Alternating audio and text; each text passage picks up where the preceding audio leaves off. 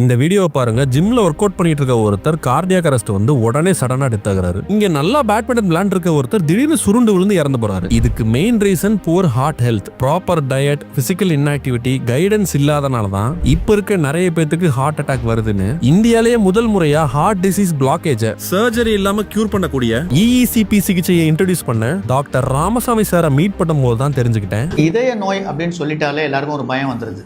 இப்போ சில பேர் மருந்து மாத்திரை சாப்பிட்றாங்க, சில பேர் சுகரை கண்ட்ரோல் பண்ணுறது, கொலஸ்ட்ரால் கண்ட்ரோல் பண்ணுறதுன்னு பார்க்குறாங்க. ஸோ இது என்ன மாதிரி சிகிச்சை வந்து ஒரு பேஷண்ட்டுக்கு நல்லா இருக்கும் அப்படின்னு சொன்னீங்கன்னா, ரத்த ஓட்டத்தை அதிகப்படுத்தணும்.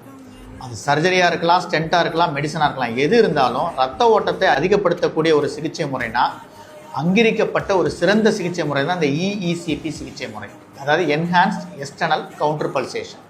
இது அறுவை சிகிச்சை தேவையில்லை, ஹாஸ்பிட்டலில் தங்க தேவையில்லை, வலி கிடையாது, செலவும் குறைவு. அதே நேரத்தில் வந்து அந்த ரத்த ஓட்டத்தை வந்து இதயத்துக்கு அதிகப்படுத்துறது வந்து ஒரு சர்ஜரியோ ஸ்டென்ட்டோ செய்து கொண்டால் எவ்வளவு அதிகமாகுமோ அந்த அளவுக்கு அதிகப்படுத்த முடியும். அப்புறம் என்ன மக்களே, ஹார்ட் ப்ராப்ளமா இருந்தாலும் சரி, இல்ல ஹார்ட் ப்ராப்ளம் வரக்கூடாது முன்கூட்டியே தவிர்க்கணும்னு நினைச்சாலும் சரி, உடனே நம்ம ராம் தியேட்டர்ல இருந்து ஜங்ஷன் போற வழியில இருக்கிற RRN ஹோட்டலுக்கு ஆப்போசிட்ல இருக்கிற ஹீலிவர் ஹார்ட்டை விசிட் பண்ணி பாருங்க. மோர் டீடைல்ஸ்க்கு ஸ்கிரீன்ல தெரியுது இந்த நம்பரை கான்டாக்ட் பண்ணிக்கோங்க. டாடா.